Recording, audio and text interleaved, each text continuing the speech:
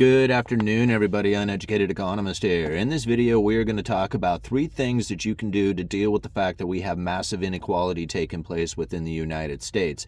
Many times we look at the corporations, the political environment, the banking environment, and think about these guys being the reason why we have such mass inequality and not knowing what it is that we can do as an individual to deal with this situation. Now, the number one thing that you can understand or deal with is the fact that it is happening and to understand why it is happening. Now, if you're going to put excuses and blame onto a political environment or the banking environment, these corporations out there, you're going to find all the evidence that you need in order to feel that you have the appropriate conclusion as far as where your blame is going and think that that's appropriate for your understanding of how it is that you're going to deal with the position that you need to take in your life. Now, to understand that the inequality is coming from the mass amounts of new money that comes in and then the move into luxuries. This is the problem that we now face here in the United States, is that we live an incredibly luxurious life. Now, I know a lot of people will say, hey man, I'm barely scraping by. I can hardly make ends meet. We are living by far a luxurious life. But really, if you think about some of the conditions that people live in this world, we have it pretty good here in the United States. In fact, I see people who are homeless here in the United States talking on cell phones and drinking beer. Now, I'm not saying they live some extraordinary luxurious life, but there's people in this world who live in some serious poverty-stricken conditions. And although there are some of that happening here in the United States, for the most part, we have a fairly luxurious life here with a very high standard of living.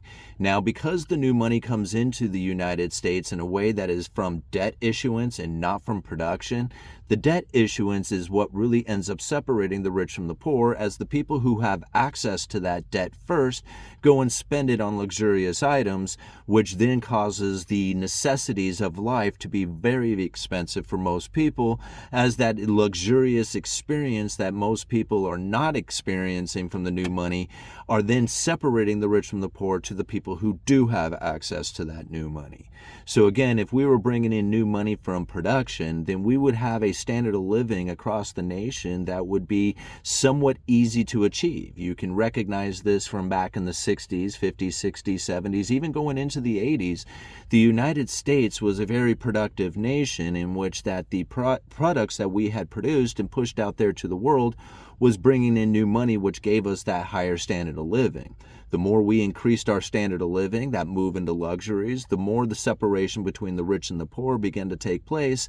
And as the new money was shifting from production to debt issuance, those who had the debt issuance first were the ones who were separating themselves from the people who were trying to work on a daily basis to acquire that what it is that they need. So the number one thing you can do about inequality is to understand how it is that it's causing the separation to occur.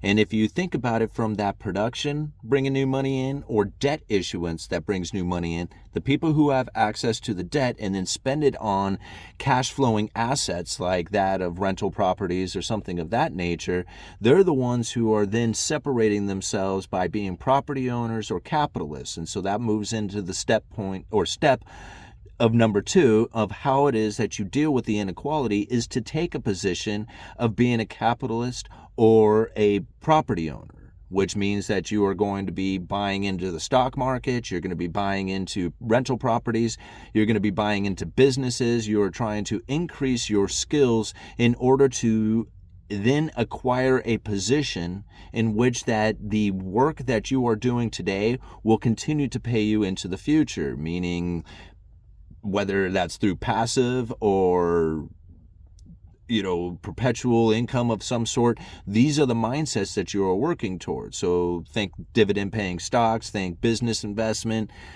Sometimes you can get it into like speculation. You can get into Bitcoin or gold and the idea that these items are going to be moving up in price and you would eventually be able to sell them for a higher price.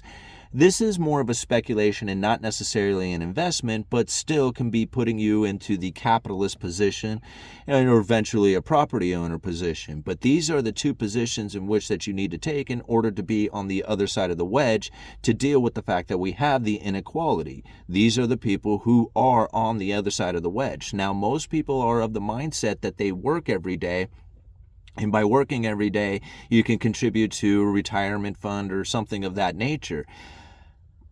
That in itself can be a safer way to go about things if you really don't want to take the problem on for yourself to go and buy the stocks, buy the bonds, do all that other stuff.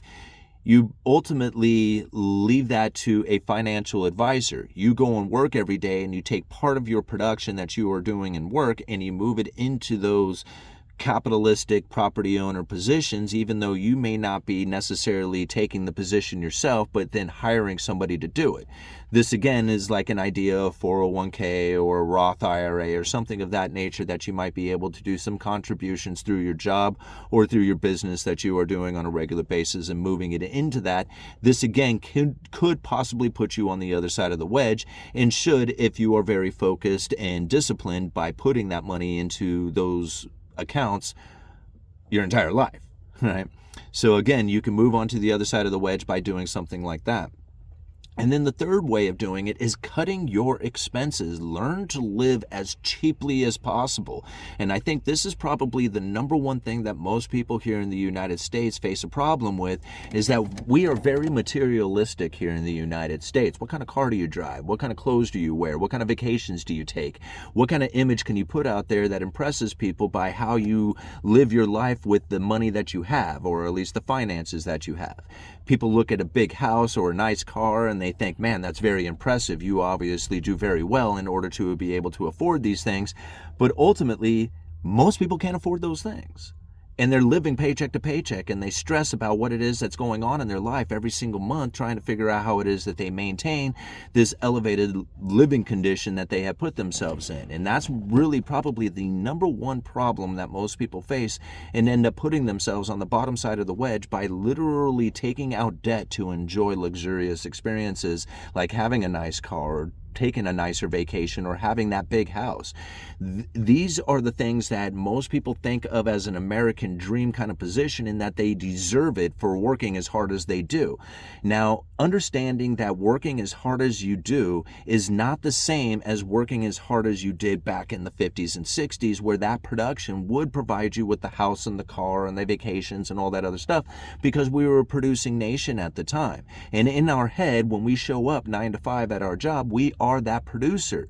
We are trying to be in a position in which that we are working hard to achieve that American dream, which should be available to everybody out there. But to understand that the economy here in the United States is no longer the production nation. That is very critical to understand. Being a debtor nation, those who have access to the debt are going to separate themselves from the people who are attempting to work hard every day to make the bills and the necessities that they want in their life. These two positions are now competing against each other. So just imagine that if you have access to debt, and you're spending that debt on the necessities of life, now you have to compete against somebody, work hard, 9 to 5, to compete against somebody who has debt issuance coming to them, buying the same things that you're buying. See, this is the problem that we face here in the United States. That separation between the rich and the poor literally comes down to the people who have access to the new money. And because the new money comes in the form of debt issuance and not the form of production, then those who are attempting to produce are going to suffer the consequences from those who are taking out all the debt, the irrational exuberance that takes place. So what is it that you do about that? You lower your standard of living as much as possible to be as productive as you possibly can, to get a bit more in money at the end of the, like in your ability to have the access to disposable funds, right? I love it when they say the disposable funds, like that what is beyond that you need for your necessities is disposable, right? I just always find that to be like, it's just like trash, right? Disposable. But ultimately, that's what you're trying to do, is that you have a monthly income, whether it's through your 9-to-5 job, through your business, through whatever means that you have in order to acquire the new money. And what you are wanting to do is lower your lifestyle in order to have some sort of savings beyond that of what you are making every month. And by getting into that position and lower your standard of living, by driving a lesser value car, by living in an apartment as opposed to a house, by doing the things in your life that are more in the appreciation of the experience as opposed to paying for the experience, like walking the beach as opposed to traveling to some fancy beach out there in the world. Now, granted, if you are looking to find those experiences, sometimes it's going to end up costing money, and I get the idea that you do not want to live in this idea that you missed out on your entire life from enjoying everything because you have held back your entire life trying to find a position in which that you are not struggling every single month. See, this is where I think a lot of times Americans really lose, not just Americans, it's anybody really, but I focus here in America, in the United States, but I think that's like a big issue that a lot of people face, is that they are thinking in their mind, they're like, man, if I keep waiting, if I don't take this shot at doing this, I'm going to miss out on my opportunity to enjoy this fun. And by going out there and enjoying that fun, what you are doing is you are chasing pleasurable experiences. You will experience pain from that.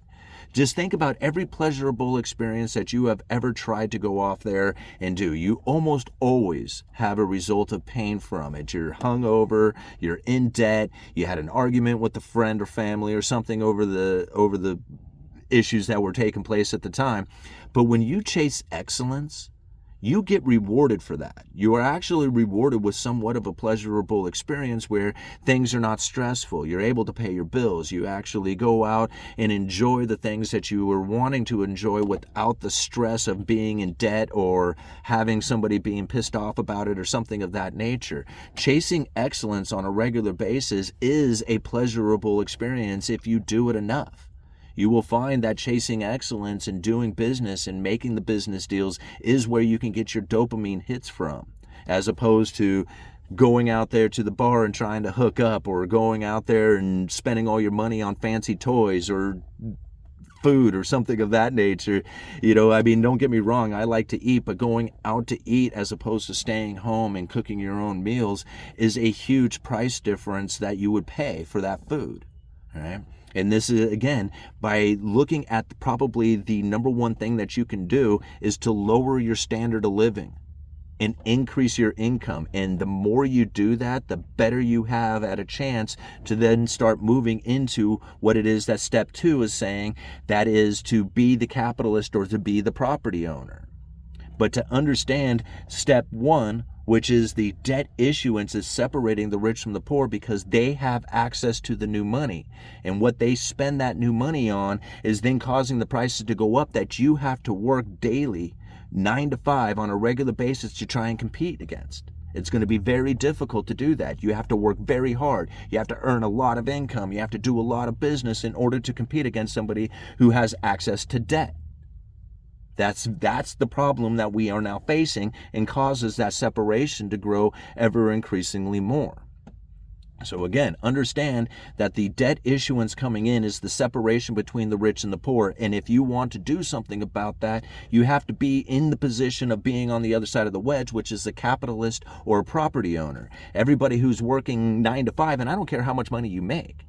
Like, you could be making, $90 an hour. I don't care. That may not even be that much money to a lot of people out there. $90 an hour might be an insane amount of money to people, but it doesn't really matter how much you're making if you can't save at the end of the month. If your expenses are exactly how much you are making, you cannot move yourself onto the other side of the wedge. You will not become the property owner or capitalist. All your expenses is exactly how much you are making every month. You have to lower your standard of living so that the money that you have coming in will be a savings from your standard of living. And with that, you can then move into the property ownership or the capitalistic position of investing into businesses or stocks or bonds or whatever it is, or maybe even speculation into Bitcoin or gold or something of that nature if you truly believe in that. But then step 3 is probably the most critical one that everybody could do. I'm sure of it.